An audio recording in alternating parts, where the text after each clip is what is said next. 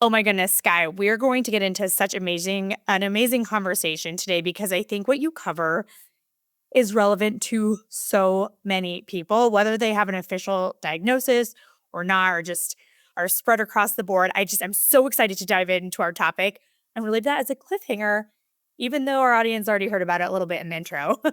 But let's start with our icebreaker question. What is the wildest thing that's happened to you as a solopreneur? The wildest thing that happened to me happened probably in the first 2 years of working, and I got, contacted by the New Zealand government. They found that, their intelligence services were getting diagnosed with ADHD at an incredibly high rate. So intelligence services are people who worked in kind of like, figuring things out, working on a hunch, that kind of thing. They were getting diagnosed with ADHD at such a high rate. They needed somebody to come in and basically talk to their managers about how to manage ADHD. And so I ended up working for the New Zealand government, teaching them how to work with their team in the intelligence services, which was definitely a big moment. You're like, "Oh, people are paying attention. That's interesting."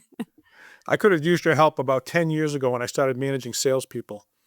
Mhm. Because Across the board. actually, before we dig in, I'm curious. So, it's one thing to be a coach helping people with ADHD, but when the government gets involved and has you come in to talk to their intelligence services, it sounds like you've got some credentials Mm. beyond just a website. What is your background that the government was willing to reach out to you and engage you? So I am a former academic. Before I was a coach working with ADHD, I did a master's. I actually got diagnosed with ADHD at the beginning of my PhD. I am a PhD dropout because I left to start this business once I found out I had ADHD and had started working with, government and other individuals. So yeah, it's been a wild ride. That yeah, it's one of those things where it's like, just buckle up. Let's see where this entrepreneur journey takes me. Um, like you were saying, you were diagnosed with ADHD while you were going for your PhD. What were the first business struggles that made you realize traditional productivity advice just wasn't working for you? It was really just the constant sense of overwhelm. It was the way that and this is something that I'd learned doing my PhD and researching, and then it really came into running a business as well. The way that everything starts out feeling, in control and exciting, and then inevitably it starts to get bigger and it starts to get there's just more coming at you. And if you have ADHD, you don't have the skills to handle it and keep going, especially when you're working by yourself, because you are responsible for a lot of the different moving pieces. And different moving pieces is kind of the anathema of ADHD people. That's so interesting. My wife is a child therapist and she does a lot with ADHD. And she said to me one time, we were talking about a vacation. I said, well, that's right before when school starts. And she goes, that's fine. No problem. She goes, middle of October, that's when everything starts to fall apart, right? So it's the same thing with the kids. It's like starts out, everything's fine, but then all of a sudden it starts to Uh-huh. fall apart later. Yeah. Interesting. So yeah, it doesn't matter the age. No. So when people are diagnosed with ADHD, how does that diagnosis change the way they see themselves as business owners specifically? And how can they kind of rebuild that trust with themselves and work with their brain instead of fighting it? Yeah. So the biggest thing that it changes is it means that you're perceiving the world differently. And obviously, you were always perceiving the world differently, but now you know and you know what it is. And so what you learn is, hey, I am engaging and I'm interacting in a way that is different from other people and therefore really importantly different from how other people are recommending that I do things. I talk about this sometimes with contracts and things like that. They are built to create more paperwork, and that is particularly complicated and difficult when you have ADHD. So a lot of what we're looking to do is we're looking to simplify, and we're looking to support the main areas of struggle, which are, in executive functioning, it's like working memory, time blindness, struggles with transitions, and then also obviously you've got that shiny object syndrome, dopamine, ADHD side as well that we need to manage. So, what are some practical prioritization methods that work specifically for people with ADHD or even just overwhelmed solopreneurs who don't like rigid systems and by the book advice? Yeah, yeah. And I will say as well, when you look at ADHD symptoms amongst people who run their own businesses, the number of people who have ADHD symptoms goes up to like 30%. So you might think, oh, this is a small group of people, but not when you're looking at entrepreneurs, which is often worth mentioning. But yeah, if we're looking at how to then prioritize with that in mind, I have a system that I've taught for nearly 5 years now, of how to do this. And basically, it takes you through a version of the Eisenhower matrix that is very specifically built for our brains. And I'm happy to share that today if you guys would like. Please, we'd love that. We're very well versed with the Eisenhower matrix. So Well, we are, but I don't know if all the listeners are. So the Eisenhower matrix is basically 2 dimensions. There's important, not important, urgent, not urgent. And so you've got 4 squares, 4 quadrants, and you spend most of your time hopefully in the important and urgent quadrant, but you want to spend some time in the important but not urgent quadrant to kind of, we call it working on the business. So that's the baseline. Now you're going to take us to something specific to. So one of the things that is often a struggle is when you're doing something like the Eisenhower matrix with ADHD, you're supposed to be able to hold everything in your head and kind of imagine where it goes, sort it as you go. And that's particularly difficult for a variety of reasons. We tend to be very optimistic about what we can do. And we also, tend to struggle to hold a bunch of things in our brains. So in terms of working memory, long-term memory is great. So what we want to do instead is we want to take a minute. We want to note down everything that is in our head. So grab a document or something like that. Note down everything that's in your head. And that's every single task. So it could be a work task, a home task. Write them all down. Then we're going to filter them. So this is a prioritization filter. And actually, I have an AI that takes you through this, and I'll tell you in a second how you guys can grab that if you want. It's free. But basically, you're going through the list. You've written everything down. Now, the next thing you want to do is you want to identify what is truly urgent, as in it has to be done tomorrow, or there will be a significant negative external consequence. And the way that I help people think about this is, if you ended up in a waiting room for some reason, and that was your day, what is the thing that you would still try and do on your phone, or you would have to contact someone and say, hey, this isn't happening tomorrow because I'm not going to be prepped because of what happened today. That is urgent. Everything else doesn't go in the urgent bucket. And that's where people go from, swearing they've got 50 things they have to do today to having 2 or 3. I very rarely have anyone get more than 5. So that's the first step. yeah, wow. I mean, putting it in that way, I'm like, oh, I'm done with work after this because I everything on my music to Joe's ears, I'm sure. Well, So that's yeah. So that's the thing. So people go, oh, cool. There's this initial feeling of relief. Like, okay, I don't have to do this all today. But then it quickly follows up with, yeah, but Skye, what about everything else? What are we not supposed to do things? So then the next thing we do is we do the same thing for 7 days out. So the exact same system. If you're in a waiting room for 7 days, et cetera, et cetera.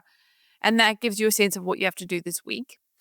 And then from there, you go, okay, this is what's urgent. Now you have maximum time and space to do the thing that is most important. When you work with me, one of the things we do is we figure out what's important. What's the most broken part of your business? What's the thing you need to do? Often it's not the squeakiest wheel. It's actually the quiet, you really need to go ahead and build a system for this thing because it would take you 5 hours less a week and you keep doing it on the fly, all of those kinds of things. So we build blocks of time into your week to do the top 1 to maximum 3 most important things. And then everything else, one of the things I say to people is your job in life is not to do your task list. It's to do the things you have to do and then the things that will help you build the engine that will help you do your task list over time. And those are the most important things. But like I said, if you want that, you can message me, Carly and Joe on Instagram at Unconventional Organization, and then I'll know it came from here, and I'll give you guys the whole system for free, because this is something I don't think anyone should be struggling with, is overwhelm. And a lot of people do. Yeah. Well, that's awesome. Thank you so much for that, and all that in the show notes as well. But I'm so glad you said working on things that will help you get your to-do list on your task list instead of you actually doing it. And a lot of times, whether it's automation or whatnot, delegation can be a part of that. But people are often hesitant to train other people because they're like, it'll take me longer to train somebody than to just do it myself. How do you coach people through that mental block and actually get them to get things off their plate? Well, it's an interesting one now, because the answer that I gave in 2024 is different from the answer I give in 2026 for probably very obvious reasons. Number one, I would say, is you don't have to give it to somebody. You could create a custom GBT. They're very fast to make, and I do show people how to make them. And that can save you a lot of time and effort. So there are ways to do it without working with people. So for people who struggle with working with people or don't want to hire, that is kind of a step 1. And then in terms of actually delegating it, the key is when you're looking at, hiring and delegating are 2 very different things. So hiring is a task. It does take a little bit of time, and and even if you've got someone on for 5 hours, or maybe especially you've got someone on to help you out, that can make it really difficult. But if you're delegating, it's really important that you focus on giving them the task of writing down what they do. So kind of explaining it to somebody and then getting them to try it, come back with questions, and then you are saying, okay, cool, what do you like, writing the task down. So one of the things that stops a lot of people is they think they have to have a perfect document that outlines every step of a task before they can hand it over. And if we think like that, no one would ever get any tasks handed off. I know I wouldn't. What about using Loom to record yourself doing it? You can definitely do that. I have a personal preference towards talking it through with an AI. So like hitting record and like just saying, I want to do this, I want to do that, I want to do this, make an SOP for me that is in order. And that is often faster. And the reason for that is because while Loom was, and again, this is such a fast space to be in, because the answer 2 years ago would have been Loom. Sometimes we get distracted when we're working on something. We're like working on something, and then we're doing something else, and then we're playing music in the background. Yeah, I'm just talking about myself here. I've always found that I pity the poor person who has to watch my Loom, because I'll be focusing on something, and then maybe I'll switch to something else. Or chances are, if I'm delegating a task, it's because that task is super boring to me and I never, ever, ever want to do it again. So to have to do it again while being recorded is often a little bit out of my ADHD realm. So I prefer to do the AI version. Question based on what you just said. Do you use music to help you with focus? Yes, I do. I actually use the Spotify DJ. Shout out to them for figuring out how to make that. Yeah, Joe, you know this. I use an app called Coffeetivity. So, and it sounds like a coffee shop. So you have that background noise, like you're working amazing. somewhere, even in your kitchen. I listen to Ludovico Einaudi. What? Bless you. He's a kind of a modern classical composer that plays the piano, and it's very, very just chill and focus music. I'm aging myself here, but that was my first thing. Was I used to have CDs of like classical music, and I would play them. For those of you not watching on YouTube, I don't know what she's talking about aging herself because I'm here. I'm pretty sure I remember the both of us. So that's hilarious.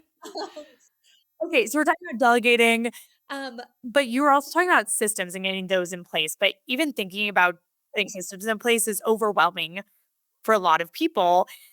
What's like one system that you'd recommend somebody implement today to at least just kick things off and maybe build that momentum to create more systems? Yeah, the number one system, and I recommend, and I actually ask my people when I'm working them to do this, we often do it together, is I want you to build a map of your business. So many people haven't done this and they just feel a sense of anxiety, not only building a map of your business, but also of you can build systems and SOPs, even if they're for you, into that map. So a lot of times when people are thinking about their business, they're looking at an organizational chart.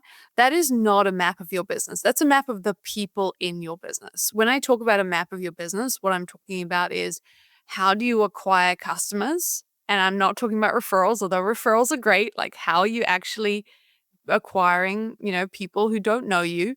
Then how are they coming through your lead flow process? And then how are you selling to them? And then how are you delivering to them? And then, ideally, how are you getting them to stay or getting, growing, what they pay you over time?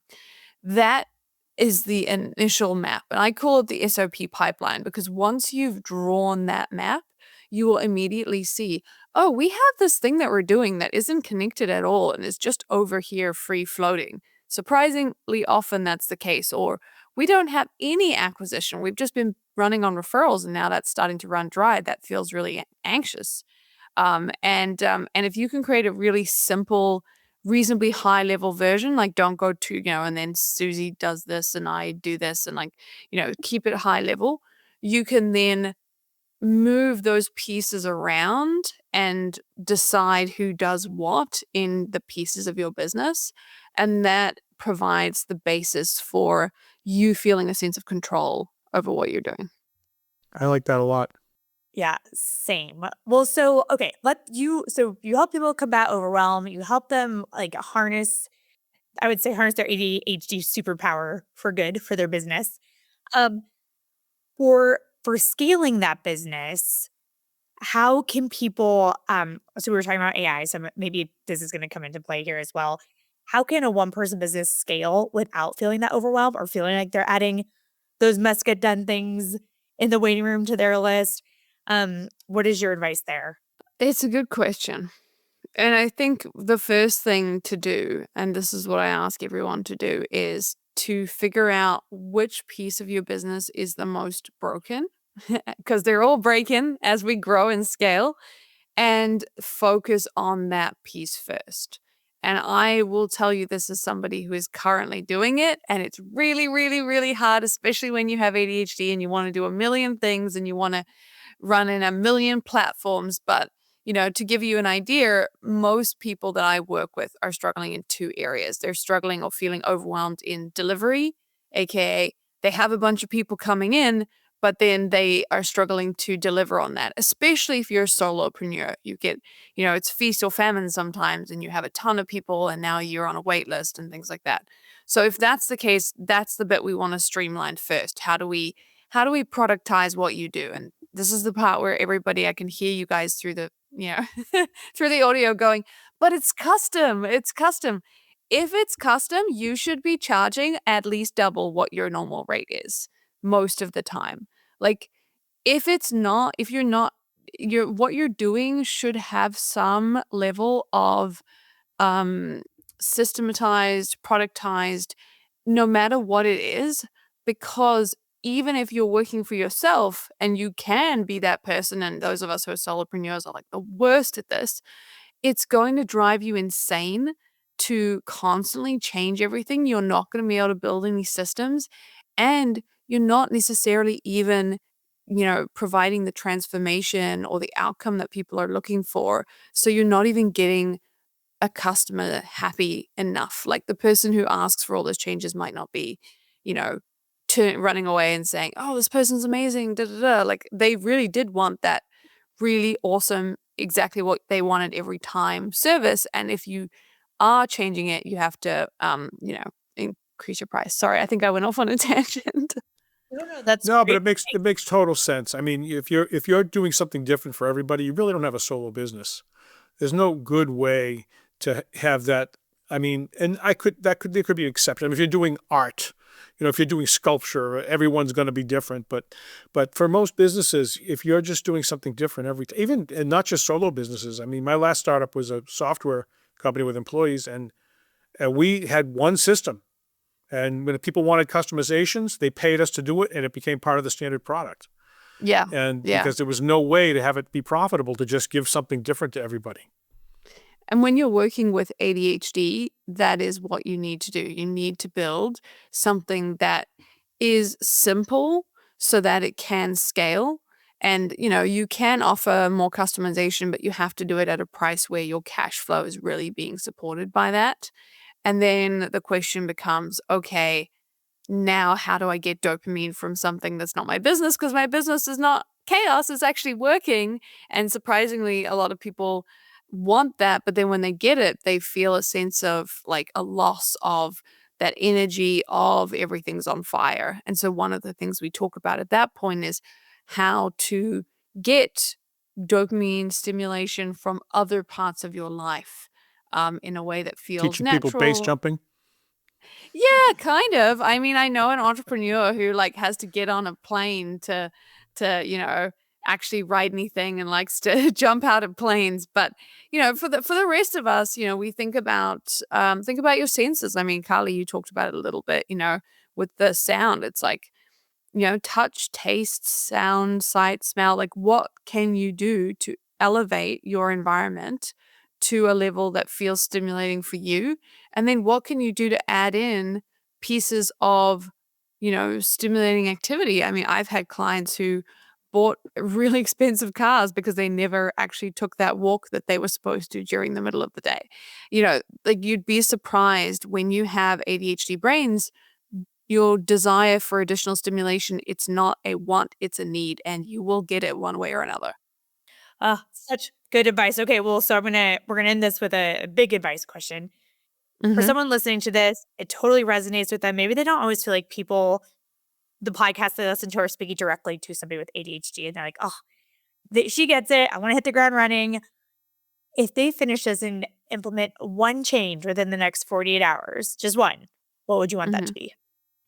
Oh, yes. So I would want you to start your work sessions with a reward for starting, not a reward for finishing. I can go into the neuroscience of it, but just the way our brains work, it doesn't seem to connect as well, the reward at the end. So if you can give yourself a reward for sitting down and starting. I know you've got the coffee all sorted probably, so let's sit down with a coffee, but what else can we do? Can we sit down somewhere where we like? Can we listen to some music?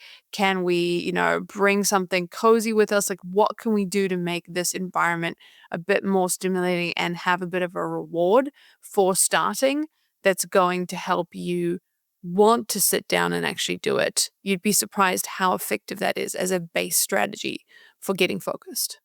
Yeah, such great words of wisdom. Okay, Skye, we ask all of our guests this question. I'm very intrigued to know what you're going to say. What is your favorite quote about success?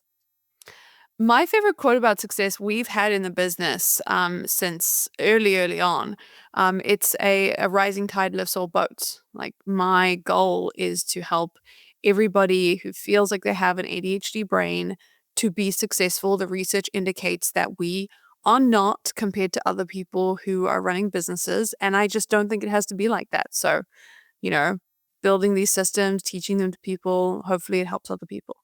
That's awesome. I think what you're doing is so great. Thank you so much. If people want to find out more about you and think you could really help them, where can they find you? So you can find me at Unconventional Organization on Instagram. That's organization with an S. You can DM me, Carly and Joe, if you want the focus formula to get, reduce overwhelm, get unstuck. My podcast is the ADHD Skills Lab. We talk about research. We talk about business. It's a great time there. And if you want to find me on the internet, you can find me at Unconventional Organization in most places. Awesome. Well, Skye, thank you so much for coming on the show. This is an episode. We actually haven't covered this topic yet, and I'm so glad we did today. So thank you. No worries. Thanks for having me. And listeners, thank you so much for tuning in. As always, please leave that 5-star review. It really helps us spread the word to other solopreneurs in your shoes. Subscribe on your favorite podcast platform, including YouTube, and share this episode with a friend who you think would find it helpful. And we'll see you next time on the Aspiring Solopreneur.